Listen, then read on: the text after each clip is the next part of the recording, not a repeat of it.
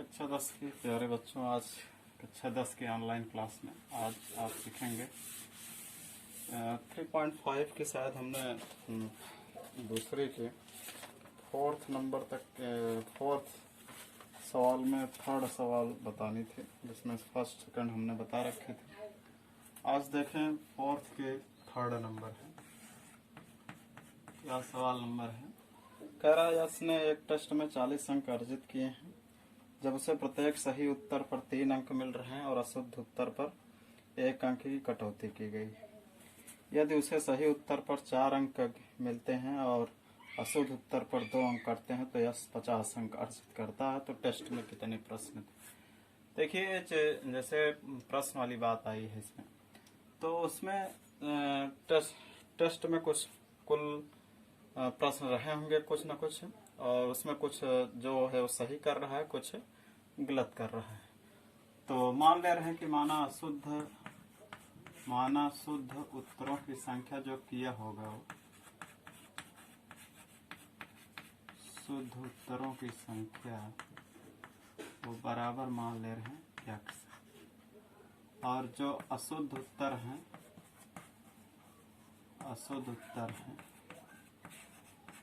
उनकी संख्या हम मान ले रहे हैं y है। तो इसका मतलब है शुद्ध अशुद्ध, अगर दोनों उत्तर लिखा है, कुछ गलत लिखा है, कुछ सही लिखा है, तो टोटल प्रश्न की संख्या कितने हो जाएंगे? टेस्ट में प्रश्न की संख्या, तब प्रश्नों की संख्या यानी टोटल हो जाएगी।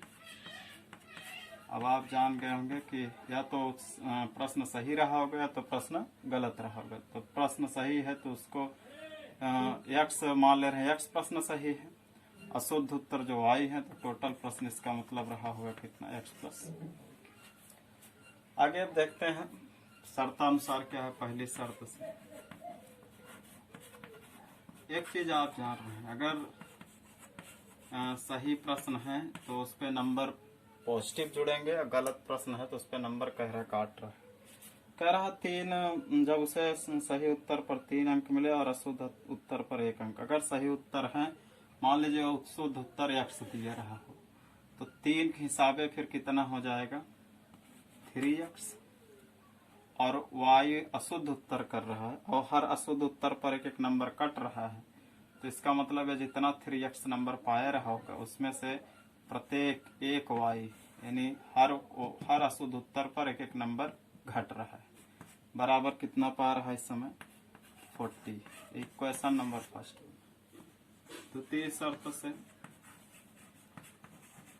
शर्त से इन सब क्वेश्चनों को आप बहुत डीपली में देखें, बहुत जगह पूछा जाएगा आपके लिए। हर क्लासेज या हर जितने यानी कि बैंक, एसएससी या और तमाम जगहों पर इन सब के क्वेश्चनों की बहुत मांग रहती है। तो आप इस चैप्टर को ही बहुत बेहतरीन ढंग से तैयार रखेंगे। तो तीसरी शर्त के अनुसार क्या कह रहा है? यदि सही उत्तर पर 4 अंक यानी x अगर उत्तर सही किया है, हर उत्तर पे 4 अंक मिल रहा है, तो कितने टोटल हो जाएंगे? 4x। और गलत उत्तर पे जो है कह रहा है कि 2 अंक कट रहे हैं। अगर वो गलत किया होगा, गलत कर रहा है y क्वेश्चन, तो इस तरह से हर क्वेश्चन पे 2-2 नंबर कटेंगे। 2-2 नंबर जो सही उत्तर पाया है नंबर, उसमें से 2-2 अंक हर y क्वेश्चन तक कटेगा, तो हो जाएगा 4 माइनस 2y। और कितना अर्जित कर रहा है लास्ट में? 50 अंक। ये क्वेश्चन नंबर 2 बन गया। अब आप हमको लग रहा है कि बहुत आसानी से वज्रगुणन से लगा सकते हैं, वज्रगुणन का ही यूज करना है। तो हम समीकरण 1 और 2 को थोड़ा सा बेहतर ढंग से लिख लें। समीकरण 1 को लिख सकते हैं, समीकरण 1 है 3x माइनस 1y, और इस बीच 40 को इधर ला दें, माइनस 40 बराबर 0। तो यहाँ से हमें a1 मिलेगा 3, b1 बराबर मिलेगा 1 माइनस 1, और c1 बराबर मिलेगा कितना? माइनस 40। इसी प्रकार a2 समीकरण 2 भी से सुधार लें, समीकरण 2 से। तो समीकरण 2 है 4x माइनस 2y, प्लस 50 को इधर लाएंगे माइनस 50। या तो आप धीरे धीरे प्रैक्टिस कर ले रहे हो कि a2 b2, यहाँ अगर इज इक्वल के बाद है तो उसको निगेटिव में ही लिखा करें। ऐसे अंदाज है तब भी ठीक है। A2 बराबर 4, B2 बराबर -2 और C2 बराबर आया कितना -50। और अब हमें यूज करना है बज्रगुणन। तो बज्रगुणन कैसे यूज करते हैं, उसका सॉल्यूशन कैसा होता है हम जानते हैं।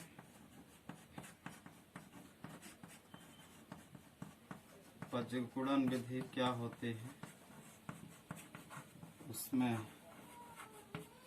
ये है कि x बटा B1 B2 C1 C2 y बटा C1 C2 A1 A2 1/A1 A2 B1 B2 के। ये चले अब हम इसमें सारे वैल्यूओं को रख लें एक बार फिर से आप समझ लें। शुद्ध उत्तर की संख्या मान ले रहे हैं x है, अशुद्ध उत्तर वो कर रहा है y। इस तरह टोटल प्रश्न की संख्या हो जाएगी x प्लस वाई, यानी शुद्ध प्लस अशुद्ध। और पहले शर्त के अनुसार अगर वो x सही क्वेश्चन कर रहा है उस पे सब 3 अंक मिलेंगे तो तिगुना नंबर होगा, और सब पे वो हर गलत उत्तर पे 1 नंबर की कटौती हो रही है, यानी माइनस हो रहा है। तो उसको हमने ऐसा किया, माइनस घटाने के बाद ये मिलेगा। कह रहा 40 अंक अर्जित है। इसी प्रकार अगर वो जो है शुद्ध उत्तर की संख्या पे 4 अंक मिल रहा है, अशुद्ध पे 2 अंक कटौती हो रही है, तो टोटल नंबर जोड़ रहे हैं तो कितने हो रहे हैं 50। तो यहाँ जोड़ा नहीं जाएगा, कटौती माने माइनस होगा। और इस तरह से A1 B1 C1 A2 B2 C2 और बज्रगुणन विधि आप ये जानते हैं, इसमें अब लाके हम पुटअप करते हैं।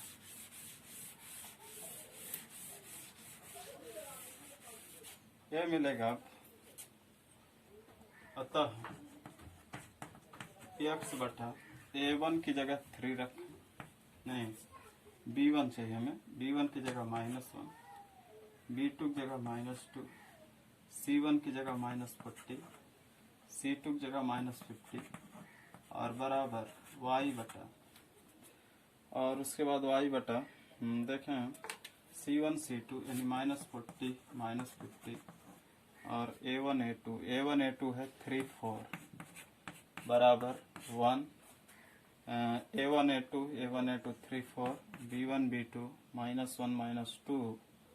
अब इनको मल्टीप्लाई कर लेते हैं तो ये होगा -50 को -1 से, इसको इससे मल्टीप्लाई कैंसिल, -50 -1 गुणा होगा +50, -40 दूनी माइनस +80, तो यहाँ माइनस लगेगा y बटा 4 चौक 16 -160, फिर -5 3 15 -150 और बराबर -2 3 6, बीच में चिन्ह है निगेटिव का लगता है, और 4 1 कम x बटा 5 में 80 घटेगा -30 और y बटा -160 -150 -6 +4। देखते रहें लगातार। सूत्र को आप ज़्यादा प्रैक्टिस में रखें। -30 और ये होगा -160 में 150 जुड़ेगा तो -10 बचेगा, और -6 पे 4 जुड़ेगा तो -2 बचेगा। आप चेक कर लेंगे कैलकुलेशन में कहीं गलतियां होती हैं तो चेक करते रहेंगे, क्योंकि रूल्स पे हम रहते हैं। और x के लिए x की वैल्यू निकालने के लिए इनको इनके बराबर दिखाते हैं, तब x -30 = 1/-2, माइनस काट सकते हो, 2x बराबर 30 और x बराबर 30/2 और 2 15 जा। तो इस तरह से 15 क्वेश्चन शुद्ध आ रहे हैं।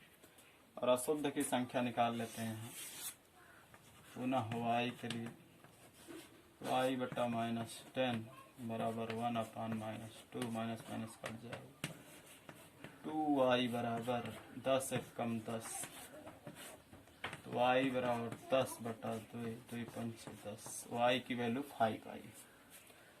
तो इस तरह टोटल प्रश्नों की संख्या जो होगी वो होगी 10 और 1 15 आ रहा है, 5 आ रहा है, तो टोटल प्रश्न होंगे। अतः प्रश्नों की संख्या वो होगी x + y, हमने शुरू में ही बता रखी थी, टेस्ट में कुल कितने प्रश्न है? 15 शुद्ध की आई है संख्या, 5 अशुद्ध, टोटल 15, 5, 20 क्वेश्चन थे। जैसे अब हमें आंसर चेकअप करना है कि आंसर क्या है, मेरा सही है कि नहीं सही है। इक्वेशन फर्स्ट जो अभी हमारा बना था, फर्स्ट इक्वेशन, उसमें ले जाके रख लें। फर्स्ट इक्वेशन जैसे था 3x माइनस वाई बराबर बना था 40, तो 3x की जगह वैल्यू आई थी 15, वाई की जगह वैल्यू आ रही 5। अगर 15 3 45 में 5 घटाएंगे 40 मिल जाएगा। So answer is clear. आगे बढ़ते हैं। 15, 5, 20 क्वेश्चन रहे होंगे इसमें। सो जब कंडीशनल था कि ये इतना अगर सही करता है, इतना गलत करता है, तो इतने इतने अंक मिल रहे हैं। तो कंडीशन को फॉलो करते हुए हमने एक समस्या को सॉल्व किया, वो यानी 20 आएगा। नेक्स्ट देखते हैं। आप वीडियो को पॉज करके सवाल को उतार लिया करें।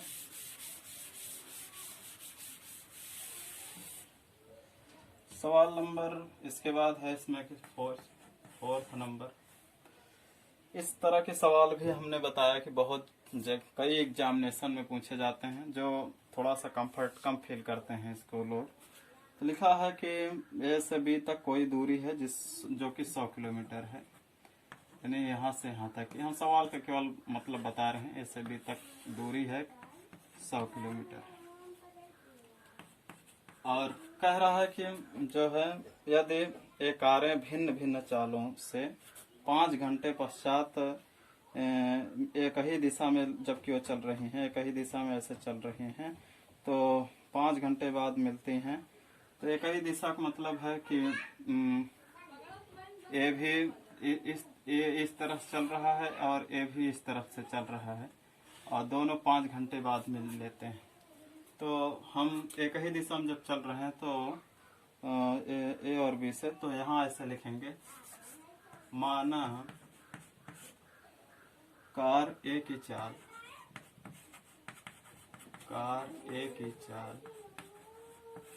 बराबर मान ले रहे 1 किलोमीटर प्रति आवर, बी की चाल y किलोमीटर प्रति आवर। अब दोनों चल रहे हैं और चलते हुए कोई टाइम है जहां वो मिल जा रहे हैं। तो हम कोई डिस्टेंस है, यानी कि डिस्टेंस है, वो डिस्टेंस पे मिल जा रहे हैं। तो एक चीज ये जान लीजिए आप, अगर दोनों एक ही दिशा में चल रहे हैं, दोनों विपरीत यानी दोनों एक ही दिशा में अगर चलते हैं, तो वहाँ चालें जो है घट जाती हैं। दोनों की चालें घटेंगे तभी वो जाके दूरी को कवर कर पाएंगे। तो यहाँ लिखेंगे, तब 5 घंटे में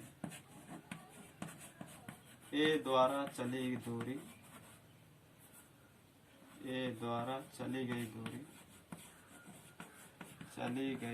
दूरी, और हम जानते हैं दूरी बराबर सूत्र होता है चाल गुणे समय के। तो चाल ए की हमने क्या मानी है, x, समय कितना लग रहा है 5 यानी 5x।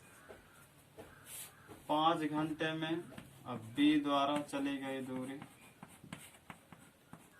तो इसमें भी वही चाल हम बी की वाई माने हैं। अब 5 घंटे में कितना चाल चलेगा, कितनी दूरी चलेगा, 5y। और उसी 100 किलोमीटर के दौरान दोनों जो है मिल रहे हैं, तब ये दोनों डिस्टेंसों को घटाएं, वो किसके बराबर होगा, 100 किलोमीटर, क्योंकि 100 किलोमीटर के अंदर ही अंदर मिलाने हैं। 5 कॉमन ले लेंगे तो x माइनस वाई बराबर 100/5, 5 2 जा 10, और ये आ जाएगा 5, यहाँ से हटाएं, एक बार कॉमन ले लेते हैं, फिर उसके बाद बटा कर देते हैं। x माइनस वाई बराबर 100/5, ये हो जाएगा 20। दिस इज इक्वेशन फर्स्ट, यहाँ मानते हैं सही इक्वेशन। अब हम करते क्या हैं, कह रहा है कि यदि ये कारें भिन्न भिन्न चालों से एक ही दिशा में 5 घंटे पश्चात मिलती हैं, तो यदि ये कारें विपरीत दिशा एक दूसरे की ओर चलती हैं तो 1 घंटे पश्चात मिल जाती हैं। तो हम आगे बढ़ते हैं, देखते हैं क्या है। अब इसमें से किसी एक की चाल अधिक रही होगी तभी एक ही दिशा में, यानी दोनों एक ही तरफ से चल रही, एक इधर से भी चल रही है, ए भी बी से नहीं, दोनों एक ही दिशा से यानी ए से ही चलने लगी है। इस पहले शर्त अनुसार पहले कार ए कार बी दो हैं और 100 किलोमीटर की दूरी है। एक बार जो है कंडीशन ये दे रहा कि दोनों कार एक ही दिशा में चल रही हैं, यानी एक ए से ही दोनों कारें जा रही हैं।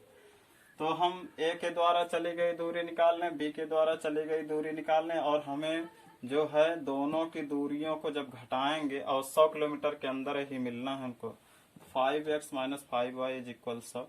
और इस तरह से मिला कि दोनों जो है x माइनस वाई बराबर 20, इस तरह से एक इक्वेशन हमको मिल गया है। और यहाँ ये द्वारा चली गई दूरी, दूरी निकालने के सूत्र चाल गुणे समय, चाल हमने x मान रखे थे, समय 5 तो 5x, इस तरह से 5y, और दोनों को घटाएंगे। जब भी एक ही दिशा में हो तो घटती हैं और विपरीत दिशा में होती हैं तो वहाँ दूरियों को ऐड किया जाता है, वहाँ जोड़ना पड़ता है। तो इस तरह से पहला क्वेश्चन आपका बना है। और पुनः कह रहा है कि यदि विपरीत दिशा में चले, पुनः यदि विपरीत दिशा में चलें तो 1 घंटे पश्चात, तो 1 घंटे पश्चात मिलते हैं। तो 1 घंटे पश्चात मिलने का है तो 1 घंटे के बीच की दूरी निकाल लें आप। तो 1 घंटे में ए द्वारा चली गई दूरी, ए द्वारा चली गई दूरी होगी, वही दूरी सूत्र चाल गुणे समय, चाल x है और 1 घंटा समय है, दिस इज x।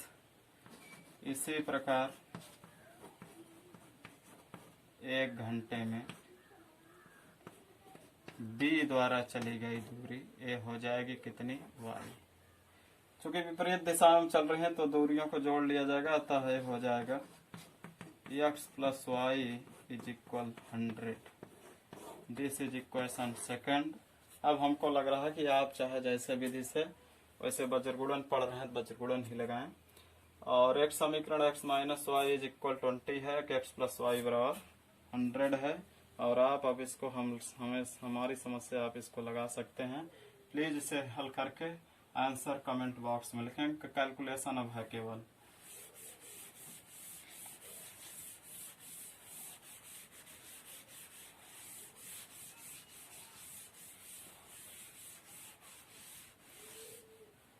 चेक कर लेते हैं, देख लेते हैं क्या है।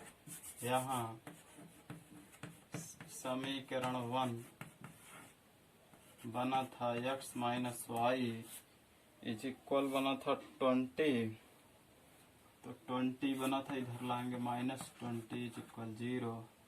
a1 बराबर 1 है, b1 बराबर -1 है, c1 बराबर -20। समीकरण 2 से, समीकरण 2 है x प्लस वाई, 100 को इधर ले आएंगे -100 बराबर 0। तो a2 बराबर है 1, b2 बराबर भी y के गुणांक 1, x गुणांक 1 है, ये दोनों 1 हैं, और c2 बराबर -100। तो इस तरह से हम वज्रगुणन विधि लगा लें। वज्रगुणन विधि से बहुत आसानी से हम सवालों को सॉल्व कर सकते हैं। x बटा ये होता है b1 b2 c1 c2 बराबर y बटा c1 c2 a1 a2, 1 बटा a1 a2 और फिर b1 b2। करते क्या है, सारी वैल्यूओं को हम पुटअप कर देते हैं और हमें मिल जाएगा इसका सॉल्यूशन। ये यहाँ होगा x a1 b1 b2 हमारे पास है -1 और 1, c1 c2 है -20 और -100, y अपान b1 इसमें चाहिए c1 c2 -20 -100, और फिर a1 a2 चाहिए 1 1, और 1 बराबर a1 a2 b1 b2 हमारे पास है, a1 a2 1 1 है, B1 B2 -1 1 है, चेक कर लेंगे आप भी।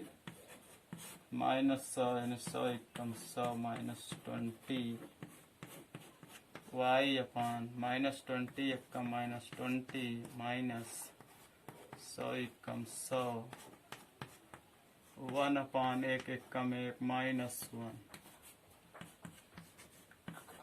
100 minus minus plus 20 -20 minus minus plus 100 minus minus plus 1, तो हो जाएगा x बटा 120, ये हो जाएगा 80 और एक 1/2। अब हमको लग रहा कि आप पूरी कंप्लीट कर लेंगे। तो इस तरह से एक की चाल आएगी, शायद 160 आएगा, एक का आएगा 40, 60 और 40। प्लीज नोट इट डाउन और देखते हैं हम आगे अगला क्वेश्चन पढ़ते हैं।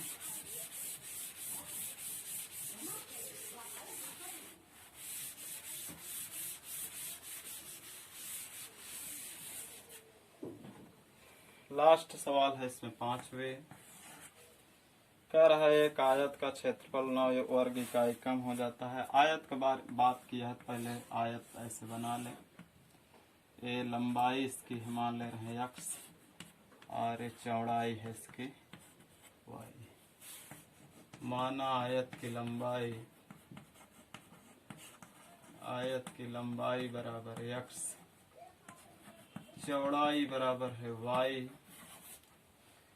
कह रहा क्षेत्रफल 9 वर्ग इकाई कम हो जाता है यदि उसकी लंबाई 5 इकाई कम कर दी जाती है और चौड़ाई 3 इकाई बढ़ा दी जाती है। तो यहाँ आयत की लंबाई चौड़ाई है, तो क्षेत्रफल क्या होगा इसको भी निकाल लें। लंबाई गुणे चौड़ाई अर्थात x इंटू वाई अर्थात xy। फर्स्ट कंडीशन, पहली शर्त से, पहली शर्त क्या कह रहा है? शर्त फॉलो नहीं होते हैं, शर्त नहीं फॉलो तो होते हैं लेकिन शर्त उसमें ये नहीं कि ऑलरेडी लग ही जाए पूरी तरह से, वो शर्त के अनुसार हमको इनको फाइंड करना रहता है। फर्स्ट कंडीशन क्या दिया है? यदि उसकी लंबाई 5 इकाई कम कर दी जाए, ये लंबाई है 5 इकाई कम, x माइनस 5। चौड़ाई जो है यहाँ ऐसे लिख लें, चौड़ाई कह रहा है कि 3 इकाई बढ़ा दी जाए तो जो है उसका क्षेत्रफल 9 वर्ग इकाई कम हो जाता है। तो इसका मतलब है पहली शर्त में लंबाई में 5 इकाई कमी करें तो होगा x माइनस 5। चौड़ाई में कह रहा है, चौड़ाई में 3 इकाई वृद्धि, 3 यूनिट, यहाँ आप इकाई लिख लेंगे, 3 इकाई की कमी, 5 इकाई कमी, 3 इकाई की वृद्धि हो रही, बढ़ा दी जा रही है, तो x प्लस 3। अगर लंबाई अब कम और चौड़ाई ज्यादा होगी तब क्षेत्रफल कितना होगा? तब क्षेत्रफल a जो है ये आएगा, ये लंबाई है नई वाली लंबाई, चौड़ाई नई वाली चौड़ाई है, तो इनको मल्टीप्लाई करेंगे तभी तो हमें नया क्षेत्रफल मिलेगा। और अब देखें, क्षेत्रफल जब मिल गया है तो कंडीशन भी दे रहा, कह रहा जो अब क्षेत्रफल आ रहा है सब लंबाई चौड़ाई कम करने पे वो पहले वाले क्षेत्रफल से 9 वर्ग इकाई कम है। तब जो प्रश्न कह रहा है ए वाला जो क्षेत्रफल है वो पहले वाले क्षेत्रफल से 9 इकाई क्या है? कम के बराबर है। पहले नया जो क्षेत्रफल है पहले वाले क्षेत्रफल से 9 इकाई कम के बराबर है। मल्टीप्लाई करते हैं, देखते हैं। एक चीज, यहाँ हमने x रख लिया, y रहेगा, यहाँ भी y रहेगा और यहाँ भी y रहेगा, तभी आपका जो है हो पाएगा। तो x से y का मल्टीप्लाई xy, x देंगे plus 3x minus 5y, 5 3 minus 15 और xy माइनस 9। अब आप देखें इधर xy से xy कैंसिल हो जाएगा, बचेगा 3x माइनस 5y और बचा है माइनस 15, माइनस 9 को इस तरफ ले आ लेंगे, प्लस 9 हो जाएगा। इक्वल 0। पक्षांतर करना बहुत अच्छे से आना चाहिए आपको। 15 में से 9 गए, -6 इक्वल फर्स्ट इक्वेशन। अगेन देखते हैं सेकंड कंडीशन क्या कह रहा है द्वितीय शर्त से। द्वितीय शर्त से क्या है? द्वितीय शर्त कह रहा है यदि हम लंबाई को 3 इकाई और चौड़ाई को 2 इकाई बढ़ा दें, क्षेत्रफल 67 वर्ग इकाई बढ़ जाता है। पुनः लंबाई में जो है 3 इकाई की वृद्धि, 3 इकाई बढ़ा दी जाए तो ये हो जाएगा x+3, और चौड़ाई में 2 इकाई बढ़ा दें, 2 इकाई बढ़ा दें तो ये हो जाएगी y+2। इतना आप समझ रहे होंगे। अब क्या कह रहा है? अतः अब क्वेश्चन जो है जो कह रहा है उस पे ये भी क्षेत्रफल लाएगा, यानी कि ये लंबाई है चौड़ाई है, अब जब बढ़ गई तो क्षेत्रफल भी बढ़ा होगा ही कुछ न कुछ। तो ये दोनों लंबाई नई लंबाई नई चौड़ाई, तब इनका क्षेत्रफल यानी x+3 y+2 ये बराबर है पहले वाले क्षेत्रफल से कह रहा 67 वर्ग इकाई बढ़ जाता है। 67 इकाई बढ़ा दी। मल्टीप्लाई करते हैं xy, x दूना 2x और 3y, 3 दूनी 6, सबको इधर ला लेते हैं -xy -67 बराबर 0। xy से xy कट जाएगा, 2x + 3y -67 बराबर 0। शायद अब आप इसे सॉल्व कर लेंगे। Equation first and equation second, 2 equation बन गए हैं। एक बार आप और समझ लें, एक आयत है जिसकी लंबाई x चौड़ाई y, तो आप क्षेत्रफल निकाल के रख लें, क्योंकि वो पूर्व जो पहले वाला क्षेत्रफल है उससे कुछ रिलेशन सवाल में बन रहा है। कह रहा है यदि लंबाई में 5 इकाई कम कर दें, लंबाई में 5 इकाई कम, चौड़ाई में 3 इकाई कम वृद्धि, तो नया जो क्षेत्रफल बनेगा इन दोनों से मल्टीप्लाई करके बनेगा। प्रश्न कह रहा है कि जो मल्टीप्लाई करके क्षेत्रफल आ रहा है पहले वाले क्षेत्रफल से 9 वर्ग इकाई कम है, तो हमने इनका क्षेत्रफल दिखा दिया पहले वाले से 9 कम। इसको कैलकुलेट करते हैं। कैलकुलेट करना आपको आना चाहिए, गुणा भाग नहीं आता है तो हाई स्कूल पढ़ने लायक तुम लोग नहीं हो। xy x दिया है 3x -5y, 5 -15 xy -9 plus xy से प्लस xy इक्वल का चिन्ह लगा, सेम चिन्ह वाले कट जाएंगे। 3x -5 -15 -9 इधर आएगा +9 बराबर 0। फिर भी हम बार बार बता रहे हैं कि चिन्ह परिवर्तन क्यों कैसे होता है, तो मेरा ये कहना ही रहता है उससे, लेकिन आप इसे बुरा मत न माने। 3x -5y -15 + 9 = -6 = 0। बच्चा हमेशा सीखता ही रहता है। द्वितीय शर्त से पुनः लंबाई 3 इकाई बढ़ा दी गई, तो x+3 2 इकाई बढ़ा दें तो y+2 नया क्षेत्रफल फिर ये आएगा। और नया क्षेत्रफल जो है पहले वाले क्षेत्रफल 67 ज्यादा है, तो हम इनको मल्टीप्लाई किए और 67 को इधर लाए, और इस तरह से हमें एक 2 चर रैखिक समीकरण का युग्म प्राप्त हो गया है। अब हम चाहें आराम से यहाँ से a1 b1 c1 ले लें। a1 की जगह 3 है, b1 की जगह -5, c1 की जगह -6, a2 की जगह 2, b2 की जगह 3, c2 की जगह -67 है। और अब आप जो है इस दोनों इक्वेशन को सॉल्व करके प्लीज आंसर कमेंट बॉक्स में भेजें और बी माय बताएं। नेक्स्ट देखते हैं हम आज 3.6 के लिए।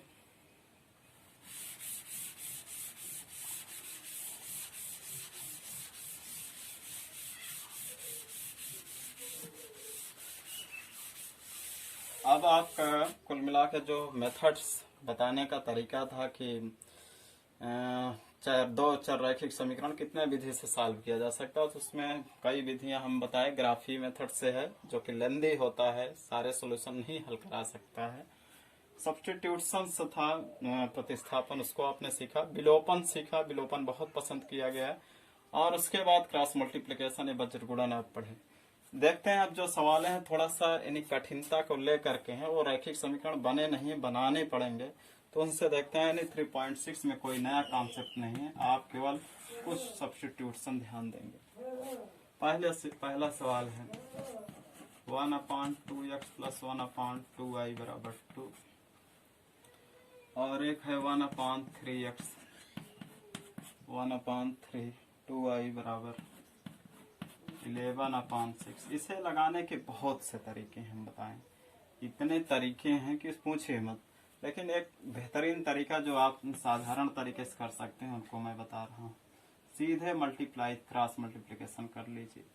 2i एक कम 2i, समीकरण फर्स्ट से, समीकरण 1 से 1/2x जो आप जानते हैं मैं उसी पे ही चलाऊंगा, ज्यादा नया नहीं करना चाह रहा हूँ। तो ये होगा, इधर बटा 1 कर लें। 2i एक कम 2i, 2x एक कम 2x, ये 2 दूनी 4xy हो जाएगा बराबर 2/1। इनका इनसे मल्टीप्लाई, कॉमन वमन हो रहा है, थोड़ा सा वेट करें, कॉमन वमन सब कट जाएंगे। इनको लिखेंगे तो यह आ जाएगा 2x प्लस 2i। यहाँ हम क्रम बिन्नी नियम लागू होता है योग में, तो आगे कर ले रहे हैं 2x, y पीछे कर ले रहे हैं, माइनस होता तो न करते। 4 दूनी हो जाएगा कितना 8xy की। अब देख रहे हैं कि कुछ कैंसिल आउट, कॉमन लेके कैंसिल आउट कर सकते हैं। x2 कॉमन ले लिए 8xy के, और इनको काट सकते हैं 2 चौका, x प्लस y बराबर 4xy। This is equation first. Again देखते हैं second equation 1/3x 1/2i 11/6 2i plus 3x 2 3 6xy 11/6। जैसे यहाँ 6 कट रहा है, काटना चाहे काट दें, एक लिखें, दिक्कत ना पड़ने। एक इसको गुणा करेंगे तो फिर x वाला पद आगे लिखें, क्योंकि बीच में प्लस है, हम लिख सकते हैं 11xy। इनका इनसे गुणा, इनका इनसे गुणा। This is equation second. अब फर्स्ट और सेकंड बहुत ध्यान से देखें तो बच्चों को ये लग रहा होगा कि इसमें y के गुणांक 2 है, इसमें y गुणांक है ही नहीं, तो 2 से मल्टीप्लाई इसमें कर देंगे तो हल हो जाएगा। तो देखते हैं कैसे करते हैं इसको, प्लीज नोट करते चलें। देखें, समीकरण 1 इंटू 2 तथा सेकंड को हल करने पर, तो समीकरण 1 में 2 से मल्टीप्लाई 2x प्लस 2i बराबर 2 चौक 8xy। 2 से पूरे मल्टीप्लाई कर लिए हैं, और यहाँ है 3x प्लस 2i 11xy। यहाँ घट जाएगा 2i से 2i कट जाएगा, 2 में 3 घटाएंगे तो माइनस x, 8 में 11 घटाएंगे तो माइनस 3xy की बचेगा। देख रहे हैं माइनस से माइनस कट जाएगा, और बचेगा यहाँ x बराबर 3xy के। देख रहे हैं x से x कट जाएगा, जब कुछ कट जाएगा तो 1 बचेगा, 1 बराबर 3y। तो y बराबर क्या होगा, यहाँ से 3 उठा लाते हैं, इधर गुणा है, इधर आ जाएगा बटम हो जाएगा। तो y ध्यान नहीं रहे लड़के, दे y बराबर 3 लिख देते हैं ऐसे लाके। तो यहाँ मल्टीप्लिकेशन है 3y के बीच में, अब यहाँ आएगा इस तरफ तो बटा में जाएगा 1/3 बराबर y क्या है। और y की वैल्यू चाहे फर्स्ट में रखें चाहे सेकंड में, दोनों में आ सकता है। तो समीकरण फर्स्ट में y की वैल्यू रख लेते हैं।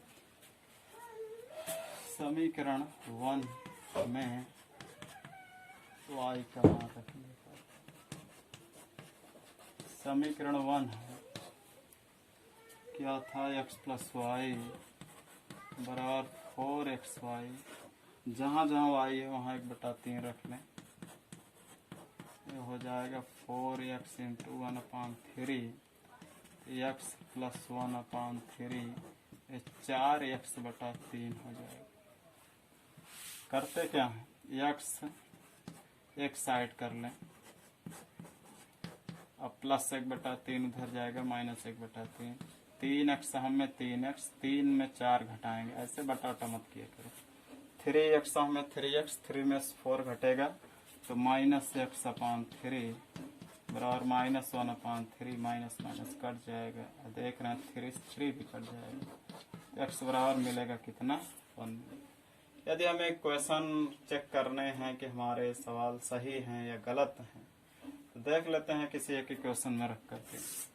x प्लस वाई बराबर 4xy है और x की जगह 1 मिला है, y की जगह 1/3 मिला है, इधर भी 4x की जगह 1, y की जगह 1/3, 3 1 कम 3 1 4/3 और 4/3 मिल रहा है दोनों side. So answer is right. देखते हैं, हम आगे बढ़ते हैं। Please note it down.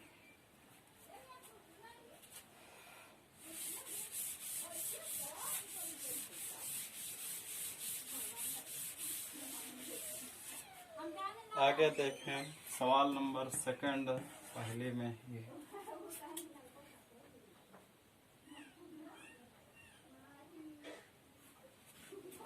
Second में है 2/√x प्लस 3/√y और बराबर लिखा है 2। इक्वेशन नंबर फर्स्ट है 4/√x और माइनस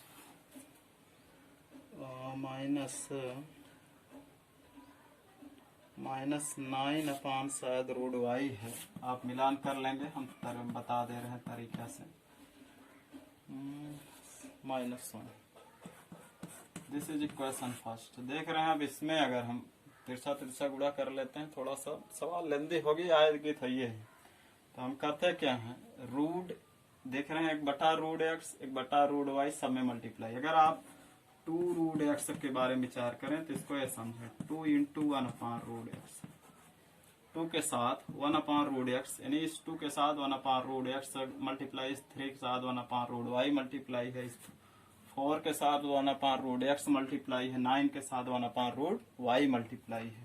तभी ऐसे आया 2 × 1/√x 2 ये हो जाएगा 2/√x। तो हम कुछ यहाँ सपोज कर लेते हैं, मान ले रहे हैं 1/√x यानी इसमें 1/√x से मल्टीप्लाई, इसमें 1/√y से मल्टीप्लाई है। तो 1/√x जगह a मान लें, 1/√y की जगह जो है सपोज कर ले रहे हैं b मान लें थोड़ा सा, और मान रहे हैं तो उसको भूले ना, बाद में उसकी वैल्यू हम ला के रखेंगे भी। तो एक ख्याल रहे कि हम a b के पद में लगा रहे हैं, बाद में उत्तर हमें फिर xy के रूप में लाना। सवाल लेंदी थे यानी थोड़ा सा उसमें प्रोसेस था, इसलिए हमको ऐसा करना पड़ रहा है। हो जाएगा तो अब आप सोचें कि 2/√x को क्या लिख सकते हैं, 2 × 1/√x था बराबर के, तो 2 अब इसकी जगह y a मान लेते हो जाएगा किसका 2a के। तो देखें तब जो इक्वेशन हो चेंज हो जाएंगे, a हो जाएगा 2a, a हो जाएगा 3b बराबर 2 और a हो जाएगा 4a, a हो जाएगा -9 और बराबर -1। अब देखें विलोपन सबसे अच्छा बेटर पड़ रहा है, और देख रहे हैं कि इसमें किसी भी क्वेश्चन में समान अंक से गुणा कर सकते हैं, समान अंक से भाग कर सकते हैं, जोड़ घटाना कुछ भी कर सकते हैं। तो यहाँ देख रहे हैं अगर 3 से मल्टीप्लाई हो जाता ना तो यहाँ 9 आ जाता, 9 से 9 कट जाता। तो यहाँ हम समीकरण इनको जो फर्स्ट सुधरा रूप बना इनको थर्ड फोर्थ बना देते हैं, सुधरा रूप है इसका। तो समीकरण फर्स्ट में 3 से और समीकरण सेकंड को हल करने पर, अब हल करने पर और जोड़ने पे होगा वही। तो देखें 3 से मल्टीप्लाई करेंगे, 3 दूनी 6 हो जाएगा, 3 दूनी 6, 3 Trika 9b, 3 3 2 6, 4a -9b -1, -9 plus 9b cancel हो जाएगा, 4a और 6a और 4a एडिंग कर रहे हैं, एड होने के कारण ही घट पाया है।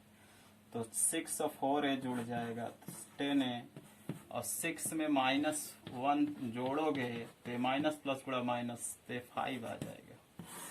तो इस तरह से a की वैल्यू आई 5/10, काट देंगे a बराबर 1/2 आ गया।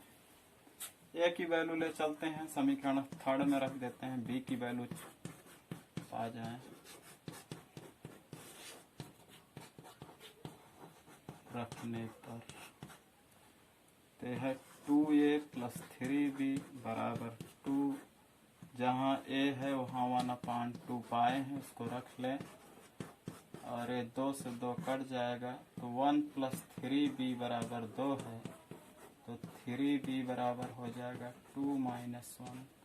इस तरह से 3b बराबर 2 में से 1 घटेगा 1b बराबर 1/3। a और b की वैल्यू कंफर्म हो चुकी है। करते क्या है, a और b मिलने के बाद a और b जब कंफर्म हो गए हैं तो अब हम जो है आते हैं उसकी वैल्यू रखते हैं। तो a की जगह क्या माने थे, यहाँ a बराबर 1/2, a की जगह है 1/√x बराबर 1/2 ऐसे गुणा। जहाँ a है वहाँ हम 1/√x पुटअप कर रहे हैं, चूंकि हमने माना था उसके लिए। तो 2 1 जा 2 √x स्क्वायर हटाने हैं। स्क्वायर हटाने का अगर हो प्रोसेस तो दोनों तरफ वर्ग कर दें, दोनों तरफ वर्ग स्क्वायर करने पर तो हो जाएगा 2 स्क्वायर रूट का x के स्क्वायर, 2 दूनी 4, स्क्वायर रूट हटा देगा x बराबर कितना मिलेगा 4 आ जाएगा। पुनः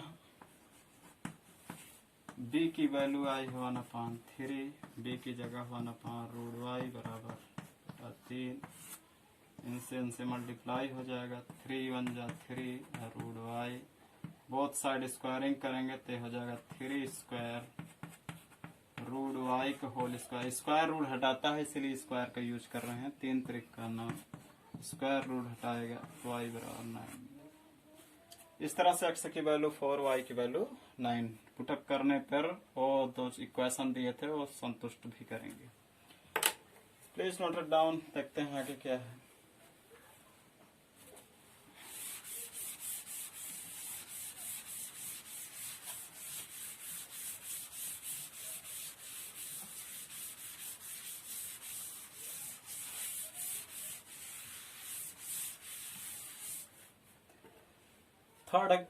थर्ड सवाल है इसमें 4/x प्लस 3y बराबर 14 और दूसरा इक्वेशन है 3/x minus 4y is equal है 23। प्रिय बच्चों देखें यहाँ अपान में x फिर आ गया। तो अगर ये 4/x है तो इसका मतलब है 4 × 1/x लिखा है। तो अपान से थोड़ा सा बचें, मल्टीप्लाई कर लेंगे तो आ ही जाएगा, लेकिन अपान से थोड़ा यही अपान की जगह कुछ सब्सटीट्यूट कर लेते हैं, बाद में रख लेते हैं। देखते हैं इसमें हमें क्या सब्सटीट्यूट करना पड़ेगा। केवल इस तरफ करना पड़ेगा, इस तरफ तो है ही है। 1/x की जगह मान ले रहे हैं p के, p रखने पर a हो जाएगा 4/x है तो 4p हो जाएगा। कैसे, 4 × 1/x होता है 4/x, तो 4 इसकी जगह आप पुटअप कर रहे हैं p तो 4p। देखें तो हो जाएगा समीकरण first 4p plus 3y is equal 14 हो जाएगा 3x minus 4y is equal 23। ये ऐसे सवाल है जिसमें y के गुणा किसी सेम अंक से किसी एक पद में गुणा करने से कंप्लीट नहीं हो पाएगा। तो आप करेंगे क्या है, इसमें देख रहे हैं y गुणांक 3 है, इसमें y गुणांक 4 है, प्लस माइनस भी है। तो इसके 4 को इसमें पूरे में गुणा कर दो, इसके y के गुणांक 3 को इसमें पूरे मल्टीप्लाई कर दो। अब यहाँ हम कर दे रहे हैं, ऐसे लिख लेते हैं समीकरण फर्स्ट को 4 से पूरे मल्टीप्लाई तथा समीकरण 2 को 3 से गुणा करके हल करने का। गुणा करके जब हल करेंगे, गुणा करके हल करने पर तो हमें मिल क्या रहा है, देखें 4 चौक 16 पे 4 3 12y बराबर 4 14 चौको 56। 3 से इसमें 3 त्रिक 9, यहाँ p होगा 3 3 जा 9p, 3 4 जा 12y, 3 23 3 6 23, 23 3 जा 69, ये कट जाएंगे। 16 9 25p, 16 9 25, और इनको जोड़ लेंगे 9 6 15, 6 5 11 1 12, 25p बराबर 125 मिलेगा। तो p बराबर आएगा 125 बटा 25, 25 5 125। p की वैल्यू आ गई कितनी? 5। और इस p की वैल्यू ले आते हैं इसको इक्वेशन थर्ड फोर्थ, इसको मान लें समीकरण थर्ड में p बराबर 5 रखने पर, समीकरण थर्ड है 4p + 3y बराबर 14, 5 रख ले रहे हैं, 20 + 3y = 14, 3y बराबर 14 - 20, और ये हो जाएगा -6, या y बराबर -6 बटा 3, 3 2 जा 6, y की वैल्यू -2 आई है। अब हमको चाहिए x की वैल्यू, तो p बराबर अगर हम 5 माने हैं